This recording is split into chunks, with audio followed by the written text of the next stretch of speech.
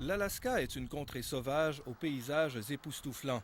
En 1967, on a découvert d'importants gisements pétroliers dans le nord de cet État américain. On y a également trouvé une immense quantité de gaz naturel.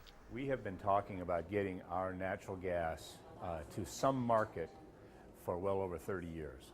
Si un pipeline gazier devait être construit, il pourrait ressembler à celui-ci, mais son diamètre serait plus grand. Le pipeline Alyeska, dont vous voyez un tronçon derrière moi, traverse l'Alaska du nord au sud, de Prudhoe Bay, sur la mer de Beaufort, à Valdez, sur le golfe de l'Alaska.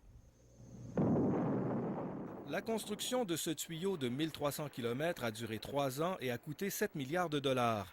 Le pipeline gazier de l'Alaska s'étendrait sur 5800 km, soit l'équivalent de la distance entre Montréal et Whitehorse ou encore de celle qui sépare Saint-Jean-de-Terre-Neuve de Saskatoon. Il passerait par le Yukon, la Colombie-Britannique, l'Alberta, la Saskatchewan et le Manitoba avant d'atteindre de nouveau les États-Unis. Cela fait maintenant 30 ans que le pipeline Alyeska est en exploitation, mais il pourrait s'écouler encore bien des années avant qu'un autre pipeline, gazier celui-là, traverse à son tour les étendues sauvages de l'Alaska. Les grandes compagnies pétrolières qui ont pignon sur rue à Anchorage refusent pour l'instant de participer au processus d'appel d'offres lancé par la gouverneure de l'Alaska. Elles sont engagées dans une partie de bras de fer avec l'État qui souhaite que l'exploitation du pipeline soit confiée à une tierce partie.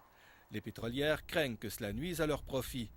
À cela s'ajoutent les préoccupations environnementales et les craintes au sujet de l'avenir des Premières Nations du nord de l'Alaska. In the face of it, the corporations always manage to show statistics that these development projects are good for indigenous people.